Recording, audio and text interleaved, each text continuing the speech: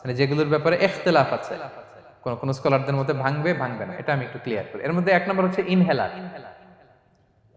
অ্যাজমার patient যারা আছে, asthma অনেকের দেয়া লাগে না ইনহেলার। ইনহেলার যদি পাফার ইনহেলার হয়, পাফার ইনহেলার যেটা দিয়ে শুধু বাতাস যায়, অক্সিজেন যায়, এটা রোজা ভাঙে না। এটা কি করে না? রোজা ভাঙে না। পাফার ইনহেলার যেটাতে অক্সিজেন পাস করে, রোজা ভাঙবে না। কিন্তু যদি ভ্যাপোরাইজেশন হয়, অথবা একটা আছে DPI, dry powder inhaler, punch করলে একটা পাউডার সহ ভিতরে যায়, অ্যাজমাটা কমায় দেয়, ওই পাউডার দিয়ে করলে কিন্তু রোজা ভেঙে যাবে। ভ্যাপোরাইজেশন হলে বা ডিপিআই ইনহেলার হলে আপনার রোজা ভেঙে যাবে। ইনহেলার ক্লিয়ার তো সবার কাছে? আচ্ছা, এরপরে যাই সামনে। সাপোসিটরি বুঝেন তো না?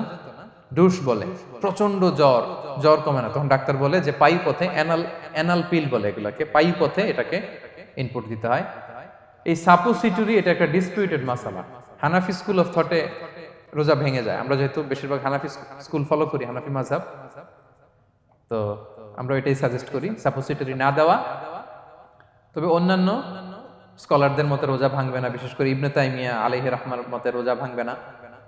এখানে প্রসঙ্গ যেটা হচ্ছে, সাপোসিটরি সাধারণত দিতে হয় ইমার্জেন্সি পিরিয়ডে। কি বলেন?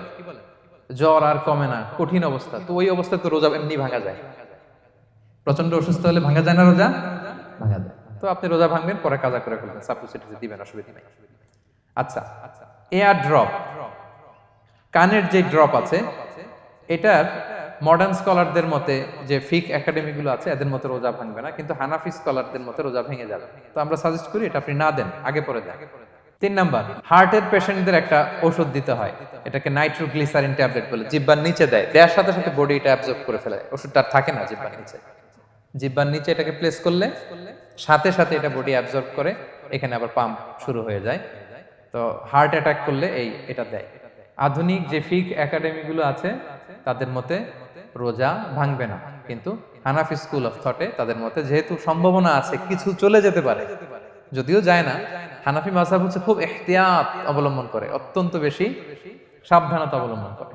কিন্তু মডার্ন ফিক একাডেমি গুলো তাদের মতে হার্ট পেশেন্টদের জন্য নাইট্রোগ্লিসারিন ট্যাবলেট যদি জিহ্বার নিচে রাখেন, রোজা ভাঙবে না। হিজামা, কাপিং, হিজামা চিনেন তো? হ্যাঁ, হিজামা করছেন কেউ এখানে? আপনি করছেন, আর কেউ? অনেকে করছে দেখি, মাশাআল্লাহ। এটা এখন অনেক পপুলার হচ্ছে, রাসূল সাল্লাল্লাহু আলাইহি ওয়াসাল্লাম কিন্তু করতেন। এখন দেখবেন যে অনেক বড় বড় সেলিব্রিটিরা, অ্যাথলেটরাও করে। এরকম কাপিং এর টিউব আছে, পিঠে একটু কেটে ওটাকে লাগায় দেয়, আস্তে করে এই রক্তগুলো বের করে ফেলে, ব্যথা ট্যাথা, পেইন টেন এগুলো কমে যায়। এখন কিন্তু এটার অনেক প্রচলন পেয়েছে। হানাফি স্কুল অফ থটে হিজামাতে রোজা ভাঙে না, অন্যান্য স্কুল অফ থটে ভাঙে। তো হিজামা তো ইমার্জেন্সি কিছু না, আমার দিনের বেলায় কেন রমজান মাসে হিজামা করা লাগবে, আমি ইফতারের পরে হিজামা করলাম। আচ্ছা, ব্লাড ডোনেশন করলে রোজা ভাঙবে কিনা, এক ব্যাগ যে রক্ত নেয়, ভাঙবে কিনা? হাম্বালি মাযহাব অনুযায়ী ভেঙে যায়, হানাফি মাযহাব অনুযায়ী ভাঙে না। আমরা হানাফি স্কুল ফলো করি, সো আপনি ব্লাড ডোনেট করতে পারবেন, ভাঙবে না। তবে অনেক ব্লাড ডোনেট করার কারণে যদি আপনি অসুস্থ হয়ে যান, দুর্বল, ওই অসুস্থতার কারণে আপনি ভাঙতে পারবেন। তবে এটা রেকমেন্ডেড, যদি ব্লাডের কারণে মুমূর্ষু রোগীর জীবন যায় যায় অবস্থা, তখন অবশ্যই আপনি ব্লাড ডোনেশন করবেন, যাতে করে একজন মুমূর্ষু রোগী জীবন ফিরে পায়। তো এই পয়েন্টটা তো ক্লিয়ার না সবার?